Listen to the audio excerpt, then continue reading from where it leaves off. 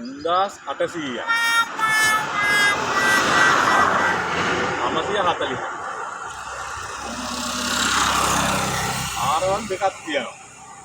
මේ පාරේ යනවාද මේ පාරේ යනවාද?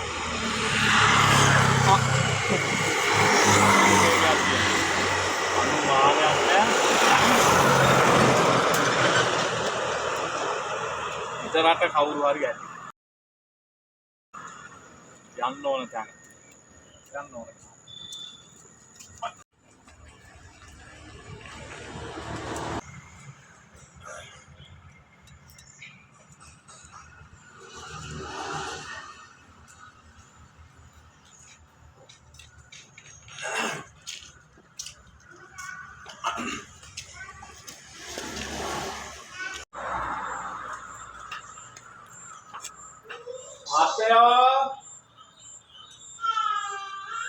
මහත්තයෝ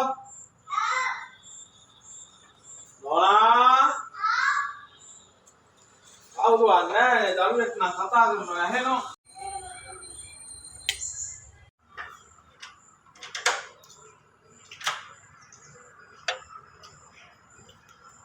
ඇයි දන්නේ නෝනා මහත්තයා ඉන්නවද? මහත්තයා නෑ ගමනක් ගිහිල්ලා.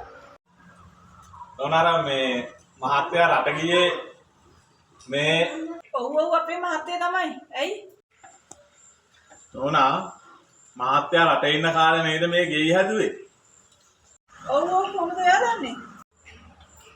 නෝනා මේ ගේ හදන කාලේ දවස් ගාණක්ම මමත් මේ වහලේ වැඩ කළා. එහෙමද? දැන් ඉතින් මොකද? නෝනාට කියන්න මම වහලක වැඩ කරනකොට වහලකින් වැටිලා මගේ මේ උගුරු දණ්ඩ කැඩිලා තියෙන්නේ. බොරු නම් බලන්න නෝනා මගේ මේ තාම මුත්‍ර බට දාලා තියෙන්නේ මේ මෙන්න බලන්න.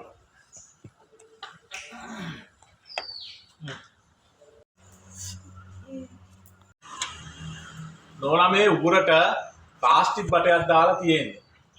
පළවෙනි ඔපරේෂන් එකේ. දැන් දෙවෙනි ඔපරේෂන් එක තියෙන්නේ 27 වෙනිදා. ඔන්න බලන්නකො බොරුණා.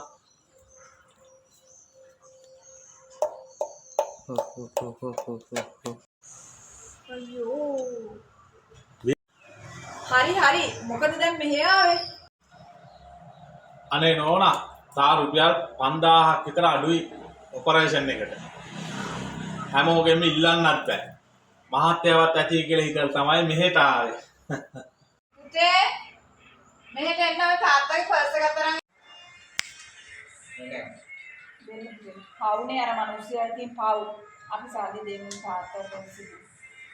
5000 වල දෙක වැඩි නැද්ද? කමන්නේ පුතේ දෙමු පවුනේ.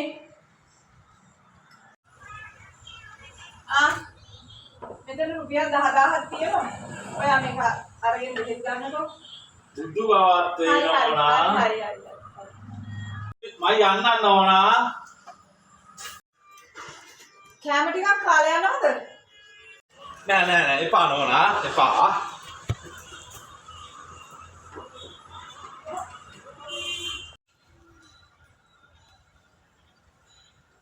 උන්න තාත් එනවා.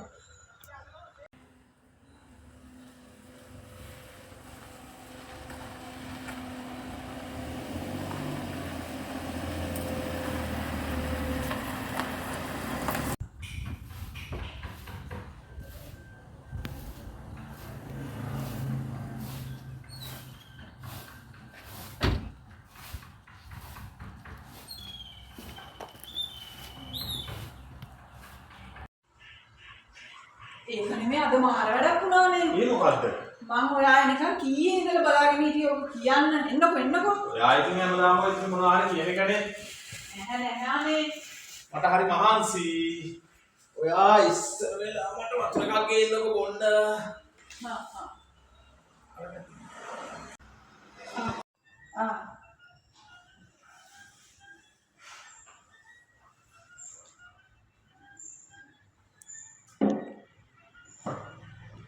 අද මම මාර පිනන්නේ කරගත්තේ.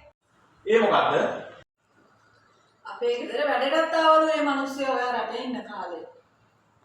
ඉතින් කොහෙද වැඩට ගිහින් වහලකින් වැටිලා උගුරට බටේකුත් දාලා මූත්‍ර බට දාලා කකුලේ ඒව ගැට කලම්.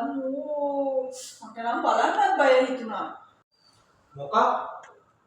උගුරේ බටයක් දාපු මිනිහා මොකටද මුත්‍ර බට දාන්නේ? ඈ? ඒකත් ඇත්තනේ. අනේ උනාට අපි මොකටද ඉතින් ඕවා හොයන්නේ? අපිට වැඩක් නෑනේ ඕවා. ඉතින් කීයක් පූජා කළාද? දන්නේ නෑනේ උඩට දාපු බටේට තට්ටු කරලා පෙන්නුවා ටෝ ගාලා සද්දයක් ආවනේ ඒකේ. මොකක්? ටෝන් ගෑ? අනුමානයක් නෑ ගැටේකට අහු වුණා. මේක නේද සත්‍යේ?